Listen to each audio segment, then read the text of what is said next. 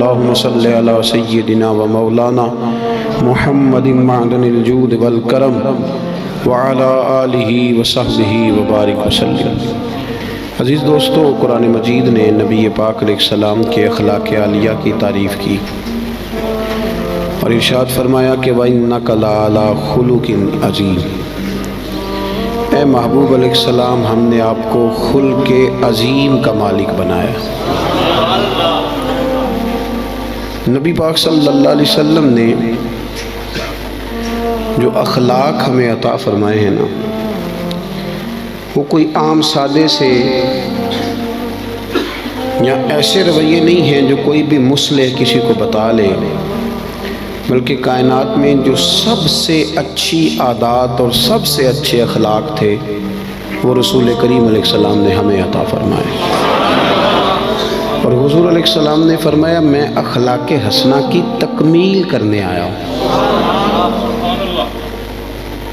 یعنی ساری دنیا جمع ہو کے بھی دوبارہ اتنے اچھے اخلاق کی طرف توجہ دلانے کا دعویٰ نہیں کر سکتی جو اخلاق مدینے والے محبوب نے ہمیں عطا فرمائے۔ یہ حد ہے، اس سے مزید آگے کوئی بڑھ سکتا؟ وَإِنَّكَ لَعَلَىٰ خُلُقٍ عَظِيمٍ۔ اور جناب عائشہ صدیقہ رضی اللہ تعالیٰ عنہ اس کی تفسیر میں فرمایا کرتی تھی، کان خلقہ القرآن، کہ وہ سارے اخلاق جن کو قرآن بیان کرتا ہے نا، وہ سارے حضور نے کر کے دکھائے، وہ سرکار نے ہمیں کر کے دکھائے۔ ہمارے ہاں لوگ یہ سمجھتے ہیں کہ صرف میٹھا بولنے کا نام اخلاق ہے، حالانکہ اخلاق اعلیٰ حضرت نے خلق کا ترجمہ خو کیا ہے، یعنی عادت۔ اچھے اخلاق بنیادی طور پہ اچھی عادات کو کہتے ہیں۔ لوگ سمجھتے ہیں کہ صرف شاید میٹھا بولنے کا نام، یہ بھی اخلاق کا ایک حصہ ہے، لیکن ایک حصہ ہے۔ میٹھا بولنا کل اخلاق نہیں۔ میٹھا تو آپ کو پتہ ہے لوگ اپنے مطلب کے لیے بھی بولتے ہیں، میٹھا تو لوگ مطلب کے لیے بھی بولتے ہیں۔ جہاز کا جو عملہ ہوتا ہے ان کی بڑی بڑی تگڑی تنخواہیں ہوتی ہیں، بڑی بڑی، تو ان میں سے جو آدمی 2 لاکھ روپیہ مہینہ لیتا ہے اسے پتہ ہوتا ہے کہ یہ بندہ 15,000 کی ٹکٹ لے کے بیٹھا ہوا ہے، لیکن وہ جتنی مرضی تلخی کرے، ان کی ٹریننگ ہوتی ہے کہ تم نے تلخ نہیں بولنا، کی ٹریننگ ہوتی ہے۔ بلکہ چلیں اس سے زیادہ کھول کے بات عرض کرتا ہوں، آپ یہ اپنے شہر میں کسی کپڑے والی دکان پہ چلے جائیں تو سیل مین سے کہیں کہ ایک سوٹ دکھائیں تو وہ آپ کو دکھائے گا، نہیں یہ نہیں مجھے پسند، تو وہ دوسرا تھان کھول لے گا، یہ بھی نہیں پسند تو وہ سارے کھول کے لے آئے گا۔ آپ آنے لگیں گے تو کہے گا انکل ذرا ٹھہریے، میں نے کچھ پیچھے بھی رکھے ہوئے، وہ بھی کھول کے لائے گا۔ پھر بھی آپ نے کہہ دیا کہ نہیں تیرے پاس وہ ہے ہی نہیں یار، تو نے میرا وقت ضائع کیا، تو پھر بھی بد اخلاقی نہیں کرتا وہ، بلکہ آپ سے کہتا ہے اگلے ہفتے آئیے گا، نیا مال بھی آنا ہے۔ لیکن جب آپ نیچے اترے سیڑھیوں سے تو اس نے پیچھے سے کہا کہ ایک جوڑا اس نے لینا ہوتا ہے اور نخرہ دیکھو کتنا ہے، تو آپ کا کیا مطلب ہے؟ یہ بندہ اخلاق والا ہے؟ یہ اخلاق، اس نے تو غیبت کی، اس نے ظلم کیا اپنی جان پہ۔ لوگ سمجھتے ہیں کہ فقط میٹھا بولو، یعنی آپ میٹھے بولتے جائیں باقی جو مرضی کرتے جائیں۔ اخلاق صرف میٹھا بولنے کا نام نہیں، اخلاق میٹھا بولنے کو نہیں کہتے، اخلاق تو سچ بولنے کو کہتے ہیں۔ سچ بولنا اور اس سچائی میں پھر مٹھاس پیدا کرنا، پھر اس کا نام حسن اخلاق ہے۔ سچ بولنے کا نام اخلاق ہے، خودداری کا نام اخلاق ہے، عزت نفس کا نام اخلاق ہے۔ عزیز دوستو، دیانتداری کا نام اخلاق ہے۔ نبی کریم صلی اللہ علیہ وسلم نے نا ہمیں بلند اخلاق سکھائے، بلند اخلاق۔ آج جن چیزوں کی بہت زیادہ ضرورت ہے ان میں سے ایک چیز ہے خودداری، عزت نفس۔ یہ دولت بے بہا ہے۔ حضرت حکیم بن حزام رضی اللہ تعالیٰ عنہ فرماتے ہیں کہ ہم کچھ لوگ نبی پاک صلی اللہ علیہ وسلم کی بارگاہ میں حاضر ہوئے تھے، حضرت عبد الرحمن ابن عوف بھی ان میں شامل تھے۔ ہم جب حاضر، یہ سیاستہ کی روایت ہے، کہتے ہیں جب ہم حاضر خدمت ہوئے تو حضور نے فرمایا میرے ہاتھ پہ بیعت کرو، تو ہم نے اس کی حضور ہم تو پہلے بیعت کر چکے، بیعت اسلام تو ہو چکی۔ حضور نے دوبارہ فرمایا بیعت کرو۔ ایک صحابی نے پھر عرض کی حضور بیعت کر چکے ہیں، تو حضور نے فرمایا دوبارہ بیعت کرو اور اس بات پر بیعت کرو کہ کسی دنیا دار کے آگے ہاتھ نہیں پھیلاؤ گے، کسی دنیا دار کے سامنے۔ ایک ہے اللہ والوں سے مانگنا، اللہ والوں کی مدد تو عین اللہ کی مدد ہوتی ہے، دنیا داروں سے مانگنا، اور ایک ہے دین کے لیے کسی کو توجہ دلانا، اس کا بھی معنی اور ہے، لیکن اپنی ذات کے لیے مانگنا، لالچ کرنا، لوگوں کی جیبوں کو دیکھنا۔ ہمارے نوجوان سارے تلاش کرتے پھرتے ہیں، وہ میری لندن والی پھوپھی مہربان ہو جائے تو میرا کام بن جائے گا، کبھی میرا امریکہ والا ماموں مجھے لے جائے تو میں بچ گیا۔ سہارے ڈھونڈتے پھرتے ہیں، سہارے کمزور لوگ ڈھونڈتے ہیں، کمزور لوگ سہارے ڈھونڈتے ہیں۔ اسلام تو وہ والا اخلاق سکھاتا ہے کہ سہارے ڈھونڈو نہ بلکہ کسی کا سہارا بن جاؤ، سہارا بنو کسی کا۔ حضور نے باقاعدہ بیعت لی، فرمایا بیعت کرو میرے ہاتھ پر کہ تم کسی کے آگے سوال۔ تو حضرت حکیم بن حزام کا اپنا یہ حال تھا کہ بوڑھے ہو گئے تھے، ضعیف تھے، چلتے تھے تو کمر میں تکلیف ہوتی تھی۔ ایک دفعہ گھوڑے پہ بیٹھے تھے یا اونٹ پہ بیٹھے تھے تو ہاتھ سے درہ گر گیا زمین پہ، آپ کا خادم قریب کھڑا تھا، بڑی مشکل سے گھوڑے سے اترے، وہ درہ اٹھایا، دوبارہ بیٹھنے لگے تو تکلیف ہوئی، 2-3 دفعہ کوشش کر کے بیٹھ گئے تو خادم کہنے لگا حضور مجھے حکم دے دیتے میں پکڑا دیتا۔ فرمانے لگے کیسے تمہیں کہہ دیتا؟ میں نے اپنے محبوب سے وعدہ کیا ہے کہ زندگی میں کسی دنیا دار سے سوال نہیں کروں۔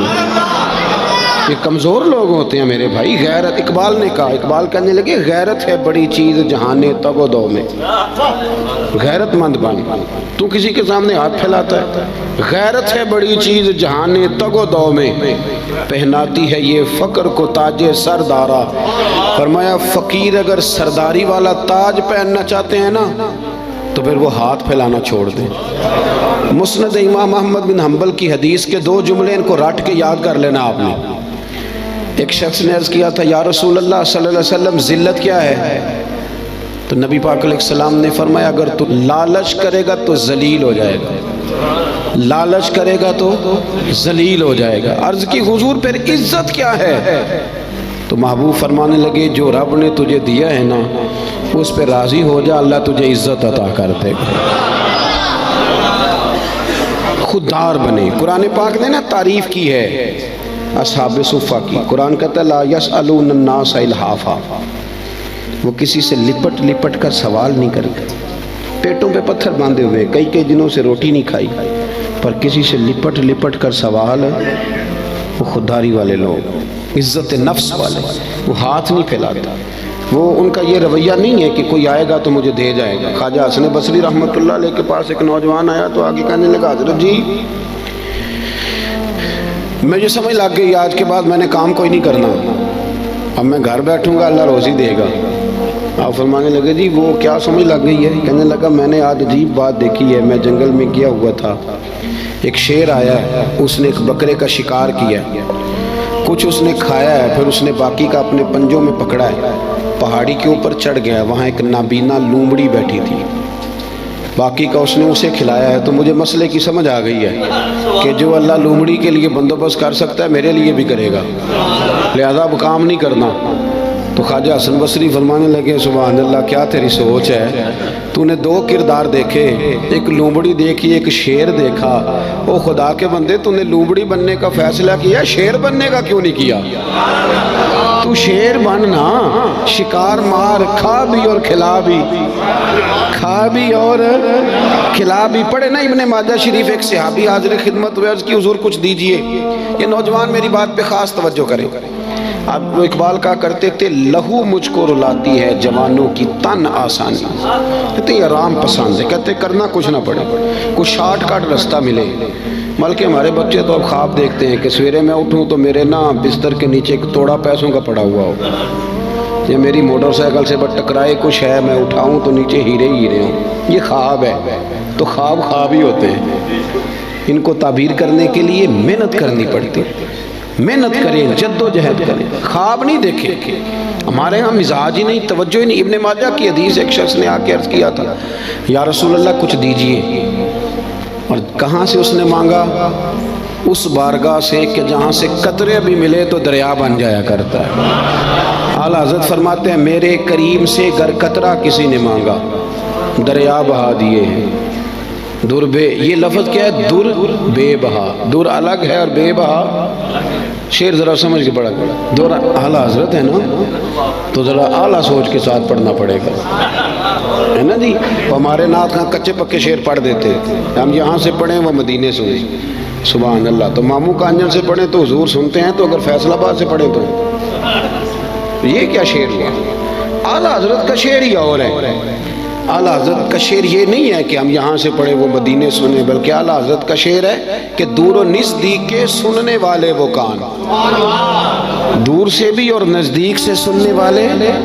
एक ये कान है तो एक कान होती है नमक की कान, सोने की कान, जिसमें से कुछ खजाने निकलते हैं। तो आला हज़रत फरमाते हैं दूर और नज़दीक के सुनने वाले वो कान, काने लाले करामत पे लाखों सलाम।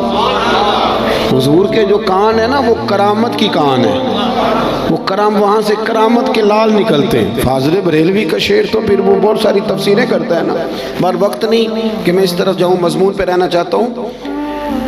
मांगा उसने कुछ आके, तो नबी पाक सल्लल्लाहु अलैहि वसल्लम ने ना, हुजूर सबको देते थे और बेबहा देते थे, और जो एक दफ़ा हुजूर से मांगता था कहीं और जाने की ज़रूरत ही नहीं पड़ती थी। लेकिन इस सहाबी से, नौजवान से नबी पाक ने फरमाया तेरे पास कोई शय नहीं, तू मांगने आया है? तो उसने अर्ज़ की या रसूल अल्लाह मेरे घर में ना एक कंबल है ओढ़ने का और एक प्याला है पानी पीने का। सही बताना, इतना गरीब कोई इस महफिल में है जिसके घर में एक ही कंबल और एक ही प्याला हो? बोलते क्यों नहीं आप? नाराज़ हैं? चलो ना ही कर दे।